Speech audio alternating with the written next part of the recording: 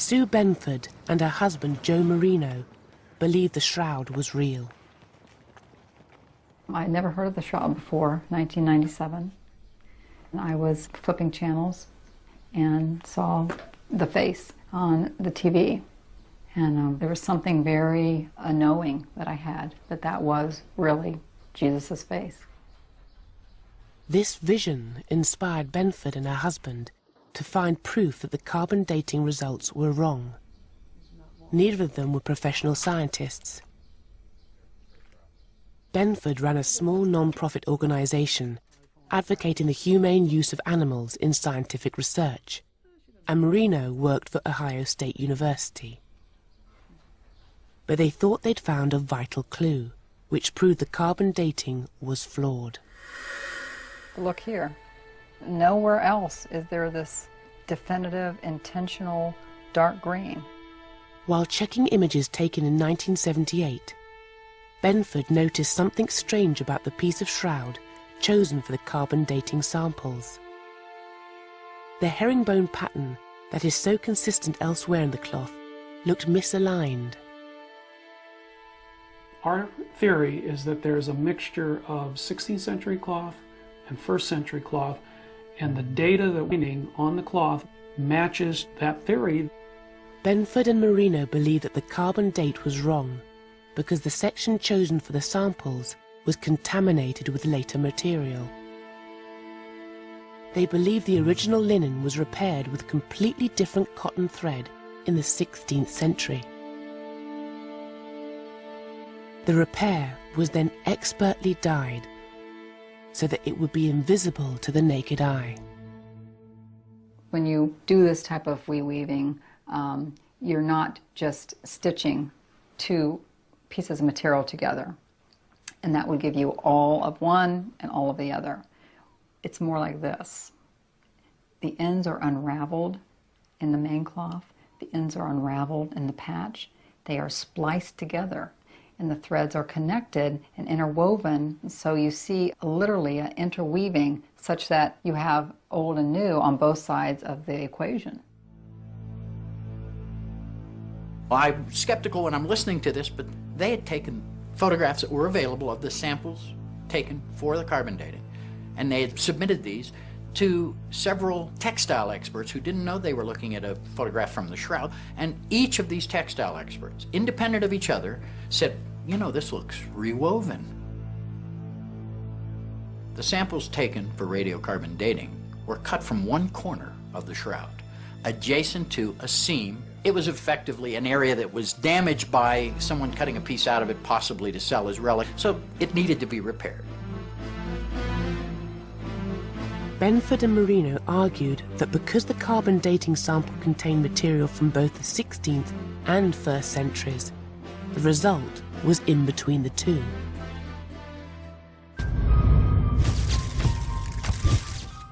Searching for definitive proof, Benford took a closer look at the carbon dating results to see if there was anything odd about the data at the 3 different test centres.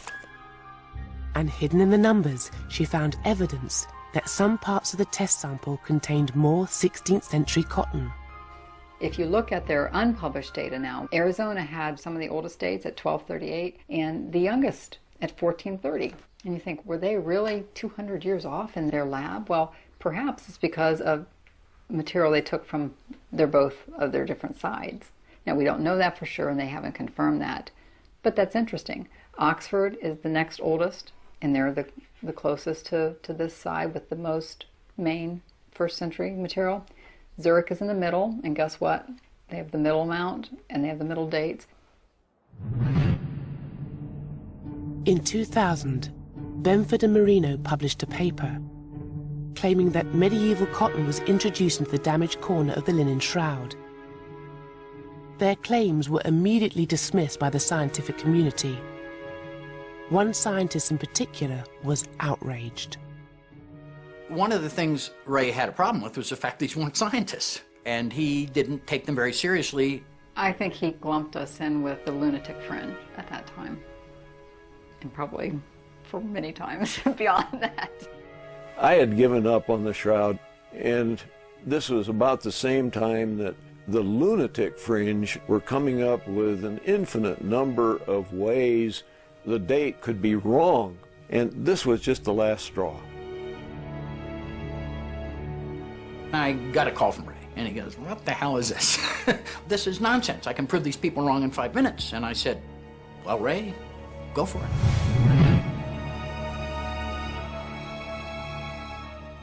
He was the gunfighter. He was one of those guys that if he didn't like what you were saying, he'd have pulled out his 6-shooter and fired off 6 before he had a chance to take a breath. He was not very tolerant, especially of people doing bad science. Rogers was in a unique position to confirm if the linen shroud contained later cotton repairs. Ray had in his possession, from 1978, the tape samples lifted from the surface of the shroud. But remember, those were not big fibers. Those were fibrils taken from the surface.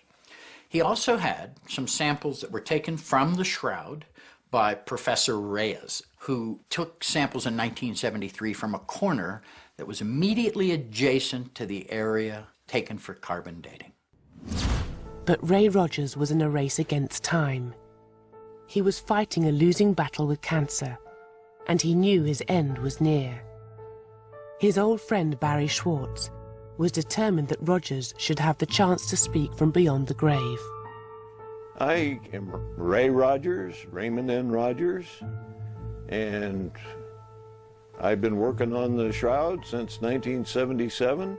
He filmed a detailed interview with Rogers so that the dying scientist could put on the record exactly what he found. So I read their paper, and I thought, I've got the samples that can shoot that full of holes. So I got out the Ross samples, and I got out the shroud samples, and I went to work again. A couple hours later, he calls me and he goes, "Boy," he says, "I can't believe it." He says, "They were right. There's cotton here."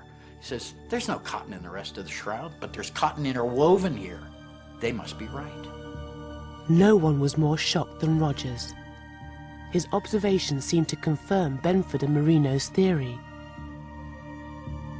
The original linen shroud contained additional cotton threads. To confirm this, he needed to examine the threads that were carbon dated.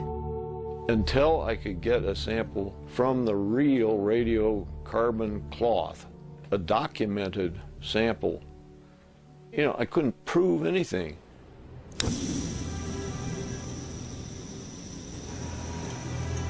The carbon dating process destroyed the sample, but all the labs involved in the 1988 test kept parts of their sample in reserve. The authentic radiocarbon sample that I got, these segments of yarn were cut from the middle of the radiocarbon sample, so there was no question about them. And when I looked at these samples from the radiocarbon area, there's no problem at all finding cotton in them. Rogers was now convinced that Benford and Marino were right. And he found other evidence they had missed. He knew from his own tests in 1978 that the shroud was free of artificial dyes and pigments. And yet, when he looked at surviving threads from the carbon dating samples, that's exactly what he found. You've got photomicrographs that demonstrate this very clearly. The cotton fibers from the radiocarbon sample are fairly heavily coated with the gum dye mordant, and some of the linen fibers don't show any of that at all. They look just as slick as anything, and it didn't stick to them. He believed the dye was used to make the cotton repair invisible to the naked eye. If you happen to hit a place where a yarn segment from the original shroud was spliced into the new reweave part, the splice very definitely shows the new yarn that was being put in and dyed to match.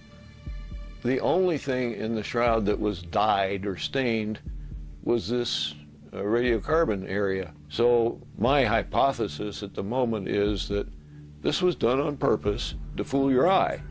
This was further evidence that the shroud was repaired with cotton in exactly the area where the carbon dating sample was taken. And when we went back and looked at the ultraviolet photographs, here is this area that's significantly darker. It doesn't fluoresce as much, and it's just this area that, around the Ross sample and where the radiocarbon sample was cut. And if they had looked at any of the photographs that we had and studied the information we had as of 1978, they would have known that that was the worst possible place they could have taken a sample. My conclusion is that that area was manipulated. It was done by somebody with great skill and different materials than were used to make the shroud. Here's the whole crux of it. Linen is very difficult to dye, and it ages as time goes on, so it's colored. So in order to